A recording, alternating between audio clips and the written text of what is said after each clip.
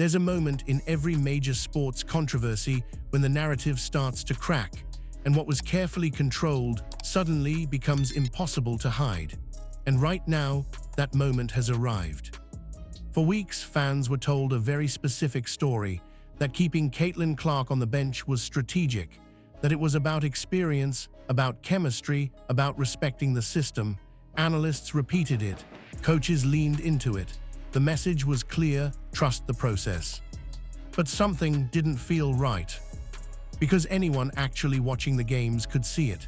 The pace felt off. The offense looked restricted. And the one player who thrives in chaos, speed, and space was being asked to slow down and fit into a system that didn't match her at all. Then came the breaking point. After Team USA's dominant win, what should have been a routine press conference quietly turned into something much bigger.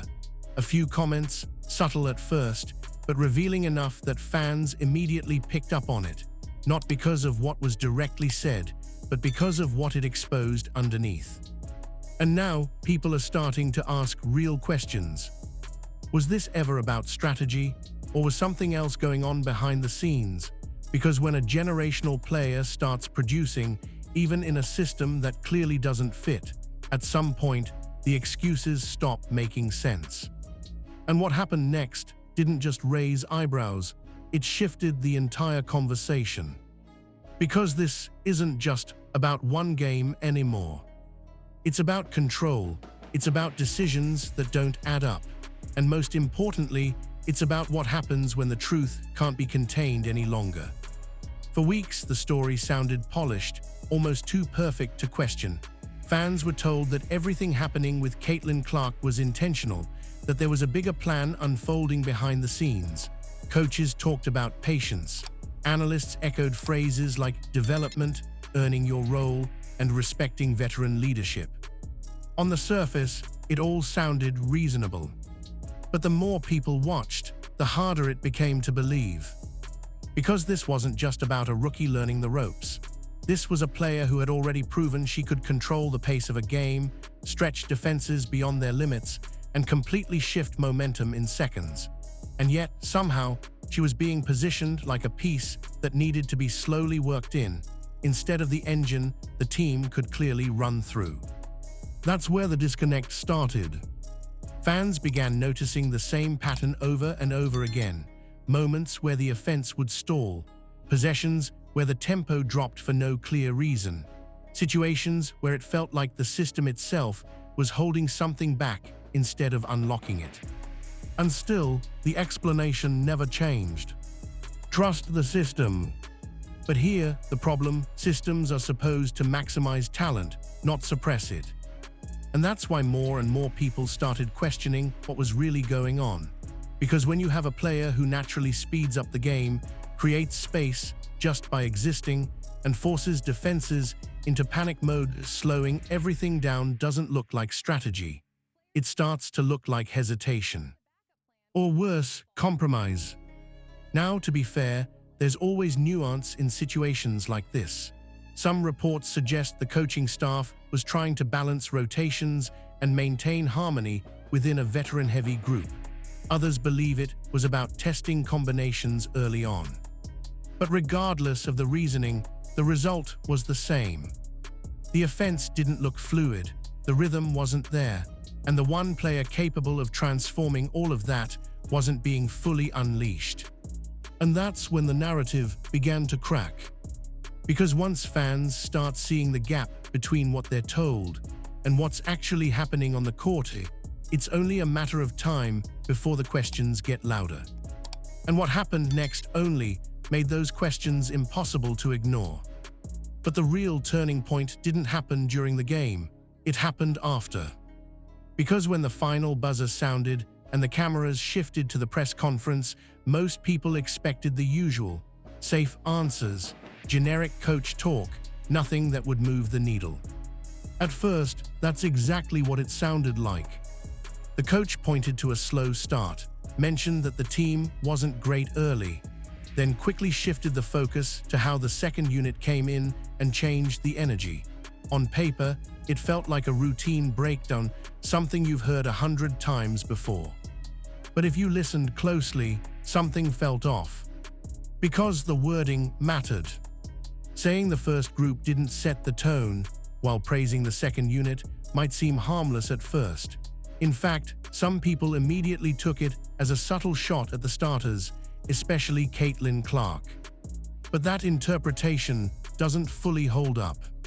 Because when you actually break it down, it doesn't sound like a player problem. It sounds like a system problem. Think about it. If a lineup comes out flat, struggles with rhythm, and fails to establish pace, that usually points to something deeper than individual performance. It points to fit, to chemistry, to decisions made before the game even started. And that's where this gets interesting.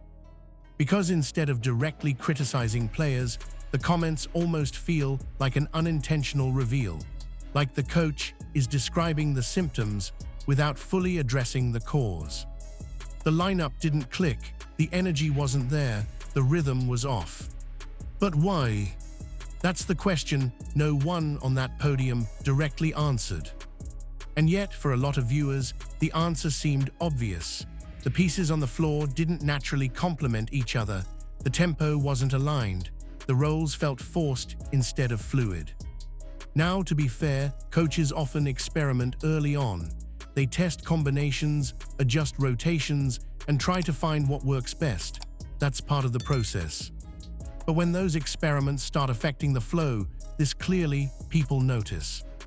And once that idea starts circulating, that maybe the issue isn't effort, but construction, it changes how everything is viewed. Because suddenly, it's not about whether a player performed well or not. It's about whether they were put in the right position to succeed in the first place. And that realization only opened the door to a much bigger problem.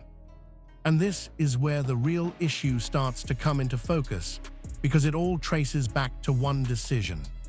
The lineup. On paper, it looked strong, two elite guards, experience paired with explosiveness, it should have worked. But once the game actually started, something felt off almost immediately. Because these two players don't operate the same way.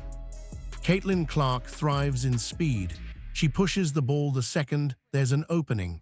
She stretches defenses before they can even get set. Her entire game is built on pressure, pace, and unpredictability. Chelsea Gray, on the other hand, plays a completely different rhythm. Controlled, methodical. Half-court focused, she reads the game slowly and deliberately, picking her spots with precision. Individually, both styles are elite. Together, it creates friction. Because when you put them on the floor at the same time, someone has to adjust, and more often than not, it's Clark being forced to slow down. The tempo drops. The fast break opportunities disappear, and suddenly, instead of attacking a scrambling defense, the team is walking into a set one. That changes everything. Spacing tightens, movement becomes predictable, and the natural flow that Clark usually brings starts to fade, not because she's playing poorly, but because the system around her isn't aligned with what she does best. It's like having a player built for chaos in a system that demands control. And fans noticed it right away. Possessions where she hesitated, moments where it looked like she was waiting instead of reacting, sequences where the offense felt stuck between two different identities. Now, to be fair, pairing talented players together isn't always wrong. Sometimes it takes time to build chemistry. Sometimes adjustments need to be made. But here, where the concern comes in. When the styles are this different, it's not just about chemistry, it's about compatibility. And some people believe this wasn't just an experiment, but a compromise, a way to keep veterans involved while still trying to integrate a rising star. If that's the case, it creates a bigger question. Are they building the system around their most dynamic player, or asking her to fit into something that was never designed for her? Because once that tension shows up on the court, it doesn't stay hidden for long. And what happened next made that even clearer. And this is where things get really interesting, because the moment the bench stepped in, everything suddenly looked smoother.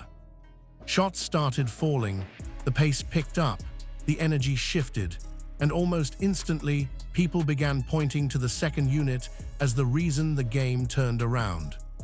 On the surface, that conclusion makes sense. Players like Ryan Howard came in firing, knocking down shots with confidence. Angel Reese brought intensity, crashing the boards and controlling the glass. The impact was immediate, and it looked like a completely different team. But here's the part that doesn't get talked about enough. Why did it look easier for them? Because what happened before they stepped on the court mattered more than people realize. Even in a system that didn't fully fit her, Caitlin Clark was still doing something that doesn't always show up clearly in the box score. She was forcing the defense to work. Every possession, defenders had to track her movement, fight through screens, and stay alert the second she crossed half court. That kind of pressure adds up. It drains energy, it forces mistakes, it stretches the defense mentally and physically. So by the time the second unit checked in, they weren't facing a fresh opponent. They were facing a defense that had already been pushed, already been tested, already been worn down. And that changes everything. Suddenly, the same looks feel easier, the same shots feel more open, the same drives face less resistance, not because the bench magically fixed the offense, but because the groundwork had already been laid. Now, to be fair, the second unit still executed. They capitalized on those opportunities, and that deserves credit. But the bigger picture tells a different story. This wasn't just about who played better in the moment.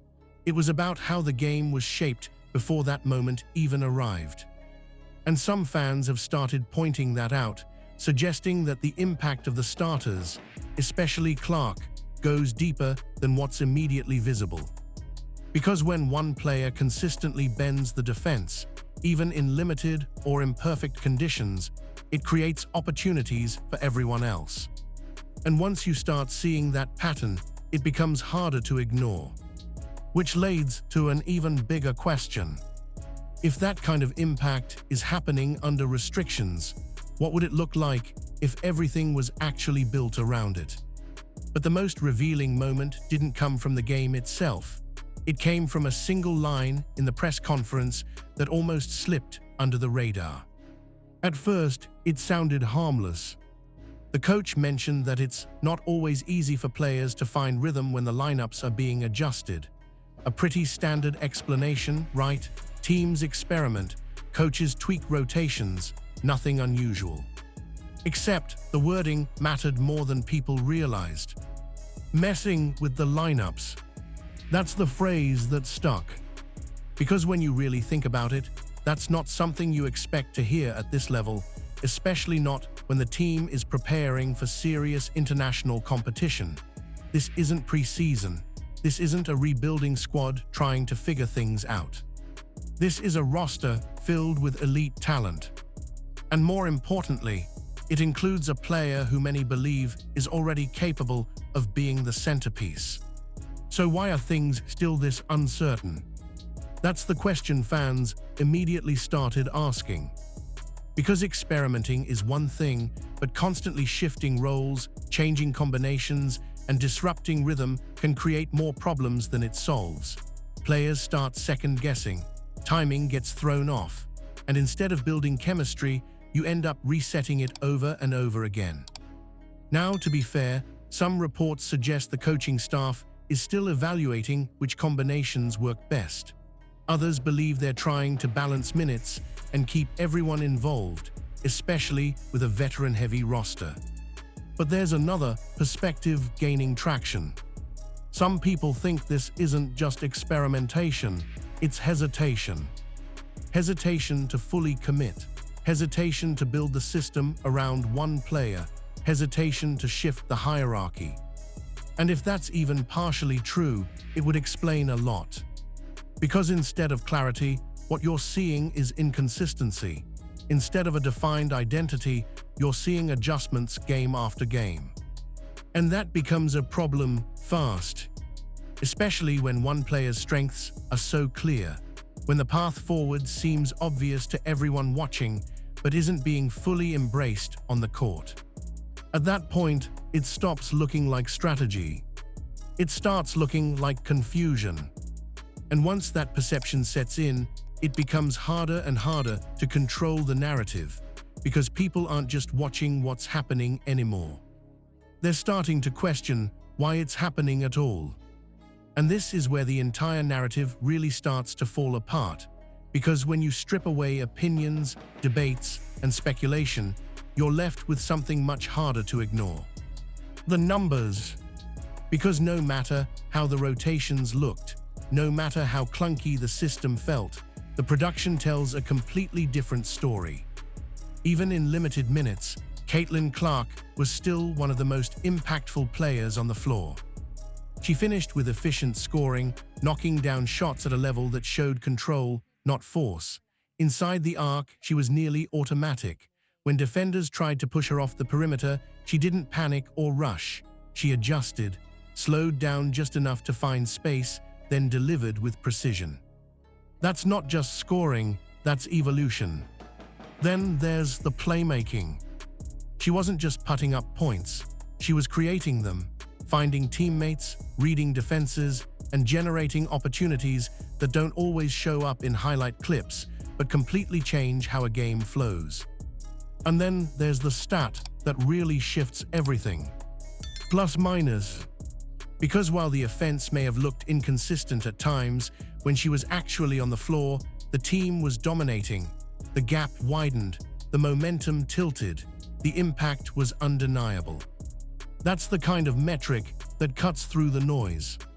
Because it doesn't care about narratives, it doesn't care about rotations or roles. It simply reflects what happens when a player is in the game. And in this case, the results were overwhelming. Now, to be fair, stats never tell the entire story. Context matters, matchups matter, lineups matter. But when the eye test and the numbers start saying the same thing, it becomes a lot harder to dismiss. And that's exactly what's happening here. Because despite being placed in a system that didn't fully align with her strengths, despite sharing the floor in lineups that limited pace and spacing, she still produced at a level that stood out. Which raises an uncomfortable question. If this is what it looks like under restrictions, what happens when those restrictions are gone? Because at some point, you can't keep pointing to system issues or lineup experiments when one player continues to deliver regardless. Eventually, the conversation shifts. From "is she ready?" to "why isn't everything built around her already?" And once that question starts gaining momentum, it's almost impossible to stop. But what happened after the game might have raised even more questions than what happened on the court. Because once everything was over, after the win, after the stats, after the impact, fans started noticing something strange. Or maybe something familiar.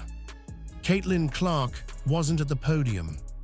Now on its own, that might not seem like a big deal. Post-game media decisions can vary. Different players rotate through. Sometimes coaches take the spotlight. But this wasn't the first time. And that's where the conversation started to shift. Because people online began pointing out a pattern. Moments where Clark delivered standout performances, yet somehow wasn't the one answering questions afterward. Meanwhile, others were consistently put in front of the cameras. Again, nothing officially confirmed, no clear explanation, but the repetition caught attention. And once fans start connecting dots, things escalate quickly. Some believe it's simply about keeping the focus on the team as a whole, a way to avoid making everything about one player, especially in a roster filled with established names. Others think it goes a bit deeper. There's been growing speculation that the spotlight is being carefully managed, that the messaging is being controlled, not to erase her impact, but to balance it, to make sure the narrative doesn't shift too heavily in one direction. Now, to be clear, this is all based on observation and discussion. There's no official confirmation of any agenda. But perception matters. And right now, the perception is starting to change. Because when a player consistently produces, consistently impacts the game, and consistently draws attention, yet isn't always the one being highlighted afterward, it creates curiosity. Why not? What's the reasoning? And more importantly, what's being protected? Because whether intentional or not, these decisions send signals. They shape how fans interpret what's happening behind the scenes. And here's the reality. You can manage interviews, you can control who sits at the table, you can guide the conversation. But you can't control what people see during the game. You can't hide the impact. And once that gap forms between what's happening on the court and what's being presented off it, it only fuels more speculation. Which brings everything to one final point. Because if the spotlight isn't being fully embraced now, what happens when it becomes impossible to avoid? And now, everything comes down to what happens next. Because up to this point, there's still been room for excuses, room to experiment, room to adjust and figure things out. A dominant win can cover a lot of flaws, especially when the opponent isn't able to fully punish them. But that's about to change. Spain is a completely different challenge. This isn't a team that gets overwhelmed easily. They're disciplined, structured, patient. They don't just react, they anticipate. Every possession is calculated, every rotation is sharp, and every mistake gets exposed. And that's what makes this matchup so important. Because the issues we've been talking about, the inconsistent lineups, the clunky fit, the lack of clear identity, those aren't things you can hide against a team like this. They'll find it. If the offense stalls, they'll capitalize. If the spacing breaks down, they'll collapse the floor. If the tempo isn't controlled properly, they'll dictate it themselves. There's no room for hesitation here. And that's why some fans believe this game could be a turning point, not just in terms of results, but in terms of decisions. Because if the same patterns continue, if the rotations keep shifting, if the system still feels out of sync, it won't just look awkward this time. It could cost them. Now, to be fair, there's still time to adjust. Coaches can tighten rotations, roles can be clarified, the system can shift to better match the players on the floor. But the question is, will it? Because at some point, experimentation has to end. At some point, you have to commit to a direction. And right now, all signs are pointing toward one obvious choice. A system built around pace, space, playmaking, a system that fully unlocks the player who's already shown she can change the game. If that adjustment happens, this team could look unstoppable. But if it doesn't, this next game might expose everything people have been questioning. And once that happens, there's no controlling the narrative anymore. And when you step back and look at everything together, the picture becomes a lot clearer. This was never just about one slow start. It wasn't just about rotations, or one lineup, or even one game. It's about a pattern, one that's been building over time. You have a player whose impact is undeniable. The pace shifts when she's on the floor, the defense reacts differently, the numbers back it up, the eye test confirms it, and even in situations where the system doesn't fully fit, the production is still there. That's not normal. That's what separates good players from the ones who change everything. And yet, instead of fully leaning into that, what we've seen is hesitation, adjustments that don't quite commit, lineups that feel like compromises instead of solutions, decisions that raise more questions than answers.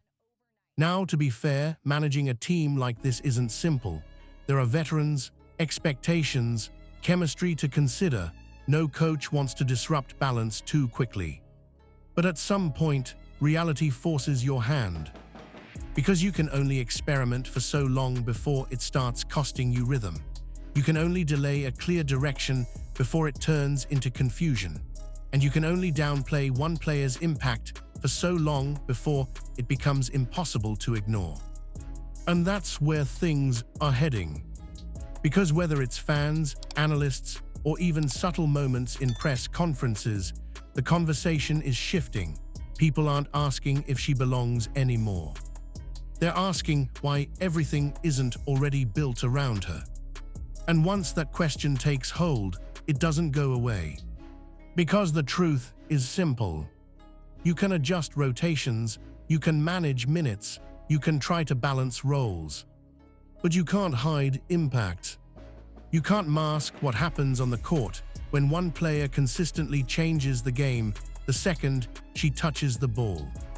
And sooner or later, that forces a decision. Either you fully embrace it and unlock what this team could really become, or you keep trying to control it and risk holding everything back. And the real question now is, how much longer can they afford to wait before that decision is made?